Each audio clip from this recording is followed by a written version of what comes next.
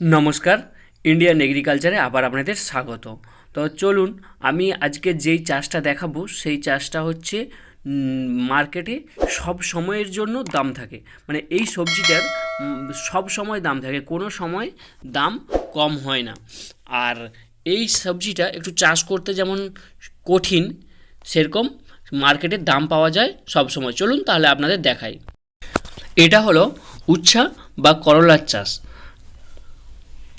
এই চাষে আপনাকে কিন্তু মাচা করে দিতে হবে, তা না হলে কিন্তু আপনি ফলন ফলাতে পারবেন না। মাটিতে এর ফলন ভালো হয় না। তো গাছগুলো দেখুন কত সুন্দরভাবে মাচাতে উঠে গেছে।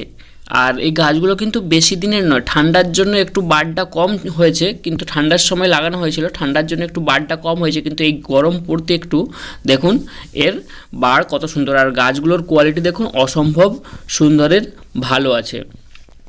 আর এই যে নিচের পাতাগুলো দেখছেন হলুদ হয়ে গেছে, ওগুলো কিন্তু অত্যাধিক ঠান্ডার জন্য, এবছর অত্যাধিক ঠান্ডা পড়ার জন্য এই সমস্যাটা হয়েছে। এই উচ্ছাতে কিন্তু পোকার আক্রমণ একটু বেশি হয়। ফল ধরার পর পোকা ফল ছিদ্র করে দেয়, নষ্ট করে দেয়, তার ফলে পোকার আক্রমণ বেশি হয়। আর এই পোকাটাকে যদি আপনি কন্ট্রোল করতে পারেন বা দমন করতে পারেন, তাহলে কিন্তু উচ্ছাতে আপনি প্রচুর লাভ বা প্রফিট করতে পারবেন। উচ্ছাতে যেমন একটু খাটনি বেশি, ভাড়া করতে হয়, মাচা করতে হয়, প্রত্যেক দিন আপনাকে জমিতে গিয়ে পর্যবেক্ষণ করতে হবে, কিন্তু সেই জন্য আপনার কিন্তু উচ্ছাতে লাভও বেশি থাকে। এই যে একটা গাছ দেখুন, এই গাছটাতে কিন্তু রোগের আক্রমণ হয়েছিল বা পোকার আক্রমণ হয়েছিল, কারণ পাতাগুলো দেখুন নিচের দিকে কুঁকড়ে গেছে। আর এটা হচ্ছে একটা ভাইরাস ঘটিত রোগ। সাদামাছি বা লাল মাকড়ের আক্রমণে এটা সাধারণত বেশিরভাগ হয়, এবং এটা যদি আপনি কন্ট্রোল করতে না পারেন তাহলে কিন্তু পুরো গাছ ধীরে ধীরে নষ্ট হয়ে যাবে, পুরো বাড়ি বা পুরো জমি নষ্ট করে দেবে। তো এটাকে কন্ট্রোল করে দিয়েছে পেস্টিসাইড দিয়ে, সেই কারণে আর কোনো সমস্যা নেই। এই উচ্ছা বা করলা চাষের ক্ষেত্রে ভাড়া বা মাচা আপনাকে করতেই হবে, এটা মাস্ট। তা না হলে কিন্তু আপনি ভালো উচ্ছর ফলন কখনোই পাবেন না। আর এই মাচা করতে গেলে দেখুন, আর উচ্ছ চাষের ক্ষেত্রে এই মাঝের গ্যাপটা একটু বেশি রাখতে হয়। আর এই যে ভাড়াটা দেখুন, ভাড়াটা হচ্ছে তার দিয়ে আপনাকে বাঁধতে হবে, সঙ্গে খুঁটি। আর এই যে নাইলনের দড়ি দিয়ে এগুলো আপনাকে এইভাবে চারটে চারটে আটটে করে রো করে দিতে হবে। আর মাঝে গ্যাপ রাখতে হবে, যাতে আপনি ওই মাঝে ভেতরে ঢুকে ঢুকে আপনি দাঁড়িয়ে হচ্ছে যে ইগুলো তুলতে পারেন, উচ্ছাগুলো তুলতে পারেন যখন ফলন হবে। চলাফেরার জন্য বা ওই যে সার খাওয়ানোর জন্য, জৈব সার দেওয়ার জন্য আপনাকে মাঝে রাস্তা রাখতেই হবে। গাছগুলোতে দেখুন ছোট ছোট উচ্ছা বা করলা ধরা শুরু হয়ে গেছে, দেখুন প্রচুর ফুল এসেছে আর প্রচুর ফলও ছোট ছোট ধরেছে। এইগুলো বড় হতে আর 10 থেকে 15 দিন সময় লাগবে, তার মধ্যেই বড় হয়ে যাবে। তো আপনারা তো জানেন যে উচ্ছার দাম মার্কেটে কেমন থাকে, সেটা আর বলার কেউ নেই। যারা মার্কেটে যান তারা অবশ্যই জানেন এই উচ্ছার দাম কেমন থাকে।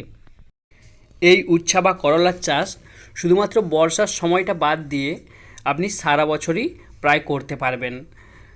কারণ বর্ষার জন্য গাছ নষ্ট হয়ে যাওয়ার সম্ভাবনা থাকে, সেই কারণে চাষিরা সাধারণত লস এড়ানোর জন্য বর্ষার সময়টাকে একটু বাদ দেন। তবে যারা অভিজ্ঞ চাষি তারা কিন্তু বর্ষার সময়েও করলার চাষ করেন। সাইজটা দেখুন যথেষ্ট বড় হওয়া শুরু হয়ে গেছে। আপনারা কারা কারা উচ্ছা চাষ করেন বা করার ইচ্ছা আছে সেটা অবশ্যই জানান। আর আপনারা যারা উচ্ছা চাষ করেন তাদের কি কি সমস্যা সম্মুখীন হতে হয় সেগুলো কমেন্টে জানান। তাহলে কিন্তু আপনাদের কমেন্ট পড়ে অনেকেই কিন্তু জানতে পারবে যে উচ্ছা চাষের ক্ষেত্রে কি কি সমস্যাগুলো সম্মুখীন হতে হয় এবং সেগুলো কিভাবে মোকাবিলা করা যায়। কারণ আমরা চাই যে নতুন যারা চাষ করতে চান তারা যেন সমস্ত কিছু সাহায্য পায় আমাদের কাছ থেকে, এটাই আমাদের মূল লক্ষ্য। উচ্ছা চাষে জৈব সার সব জায়গায় এক থাকলেও কীটনাশক কিন্তু অঞ্চলভেদে ভিন্ন হতে পারে। তার কারণ হচ্ছে পরিবেশ বা ওয়েদার। আজকের ব্লগটা এখানেই শেষ করছি। সবাই ভালো থাকুন, সুস্থ থাকুন, সবাইকে ভালো রাখুন। আপনারা চাইলেও উচ্ছা চাষ করতে পারেন কম পরিমাণ জায়গাতে।